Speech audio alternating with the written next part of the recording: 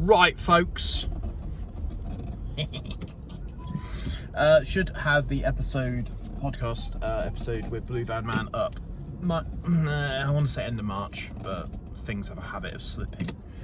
And usually when I say end of March, it actually means May. I have straight into it. I have recently gotten rid of a few people that have promised me stuff like that, deadline wise, and then waited another 3 or 4 months. So yeah, new year, new ABP. I didn't really want to do a video tonight.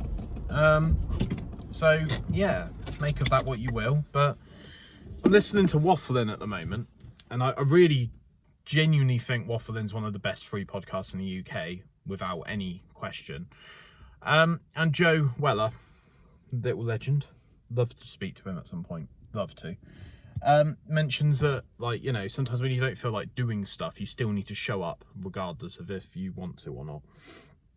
And it kind of gave me a bit of a kick up the arse to film, because I've just dropped my son back to his mum's house, and I think I've got enough topics on my sort of Google Keep little bit that I think about topics to like talk about and record with, and it's starting to get a bit crazy. So first things first, hello.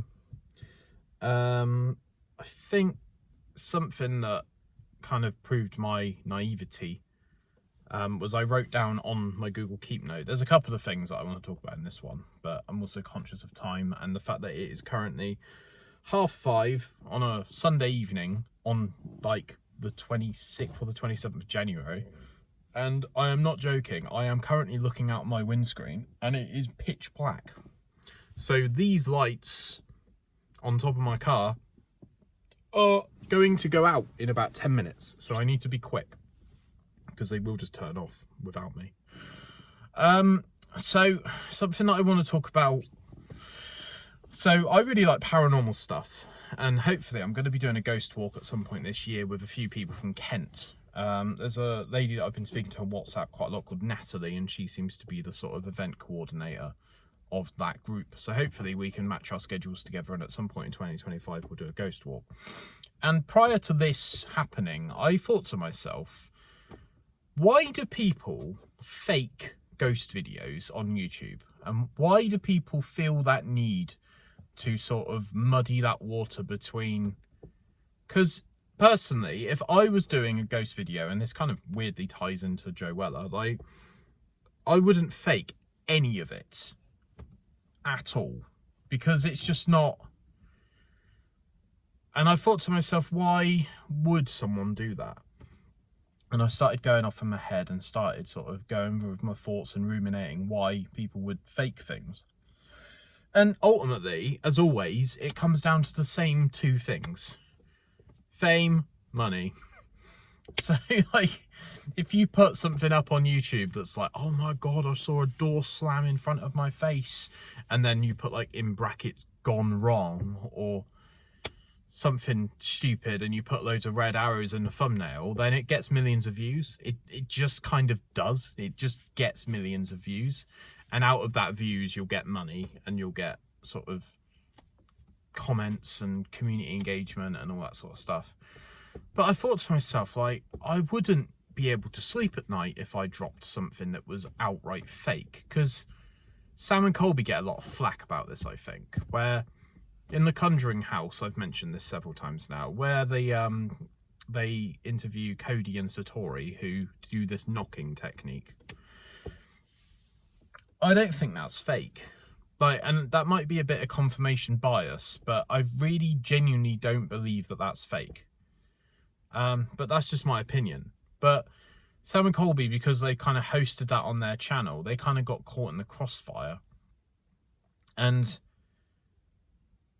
if I knowingly released something that was outright false, and I still pretended that it was real, I genuinely don't think I'd be able to live with myself. Because it's just not, like, especially if it's like your biggest video where you're the guy that's proved ghosts are real, and like you're constantly being hit with that sort of, oh my God, you're that guy, oh my God. And you're thinking to yourself, fuck man, that's fake, and I need to like come clean. I need to like tell people the truth. But I suppose some people are just built differently and they just don't really give a shit, and I don't know. But yeah, I'd love to speak to some paranormal YouTube channels, because I think it's important to go to somewhere that is, you know, seemingly paranormal. Go there without any recording equipment and sort of paranormal investigation equipment, and just get a general feel for the place first before going in there and filming. But once again, you know, it's your life, you do what you want. But yeah, I just thought to myself, why would people fake this? Because it just seems like a lot of work as well, like setting up like string and wires and someone in the other room that's like wearing like a ghillie suit or something mental. But yeah, the other couple of things I want to talk about are some stand-up specials on Netflix. I love a stand-up special. There's two that I wanted to talk about, and in the next video I'll probably talk about the film that I want everyone to watch. So yeah, there's Ellen DeGeneres. I think it's called For Your Approval. And I watched this over the holidays, and I thought it was actually really decent. So Ellen got hit with this like toxic workplace. Her talk show got cancelled because of the claims and stuff. And there's something off with her. There's something about her that I don't feel like I could sort of sit down and have a drink with her, you know? But I do genuinely think that she's an all right person. But when people, like the person I'm going to speak about next, when they're put on this pedestal and they have a shitload of money, it kind of becomes their personality. And I don't know, everyone just kind of agrees with you all the time, and you've got like a lot of yes men around you.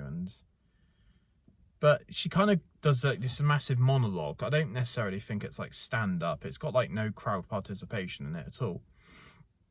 And she talks about like how she handled that cancellation, because I don't think she's ever been sort of cancelled before publicly. And I just found it quite refreshing that she was able to like be so brutally honest with everyone, and you know. So yeah, check that out if you're interested in that sort of stuff. I know a lot of people have an opinion on Ellen, but I just think she's all right.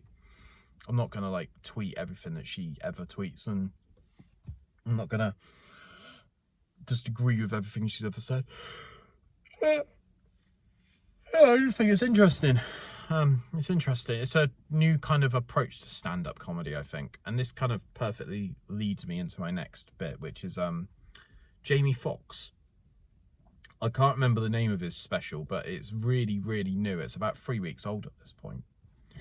And he says something throughout the whole special, which is, if I can stay funny, I can stay alive. And a couple of years ago, I think it was, he had a stroke. And he was in serious, serious danger of dying. And, you know, he's done a lot of films. He was on Joe Rogan at one point, doing a podcast with him. And he's always been about, and he's probably one of these like red carpet people that like gets invited to lots of stuff and gets lots of stuff like sent to him for free and stuff. But amongst all of that, he genuinely seems like a really nice person. Like, I would actually quite enjoy sitting down with him and just having a chat. But the one thing that kind of surprised me about this special is it is a fucking roller coaster of emotions. 1 minute it's like super, super serious, like he's like reenacting being on a hospital bed and he's got this little beep thing going off, you know, like a heart monitor. The next minute it's like all fun and games, laugh, laugh, laugh. And it is really difficult to like situate yourself and really know what's coming next in this one, because it is genuinely really funny. And he talks about a lot of his anecdotes of being in hospital and someone was like trying to put something up his butt and stuff. And yeah, I don't know. And then he went through a phase where he was on this medication or something like that, where he was doing lots of impressions of famous people like Donald Trump and stuff. And it was genuinely really funny. But there's also a bit where his daughter gets up on stage and they both sing a song. And it's all just a little bit like, what the fuck's going on here? Like, it's quite like jarring, I think is the best word for it. But yeah, that's kind of what I've been watching on Netflix for long form stuff. And yeah, hopefully you guys watch it as well, and let me know what you think below. And that's probably all I've got for this week. Oh yeah, I'm glad I filmed. Clearly I'm very tired, as you can probably tell. But you know, if you're not up for doing something, I'd always advise that you do it anyway. Your thoughts are not your... You are not your thoughts, I think the expression is. And sometimes when you just do stuff that you don't fancy doing, everything just feels a bit better. Like, sometimes I get up in the morning and I'm like, oh man, there you go, told you. Oh man, I really wish I could like just get up like 2 hours earlier than normal and go for like a jog, or go to the gym, or, you know, I don't know many people that go to the gym on the way home from work. But just this whole, like, get the hard stuff out the way, then the easier stuff is so much sweeter and so much nicer and so much more fulfilling. But yeah, let me know what you think below. 3 topics I've covered.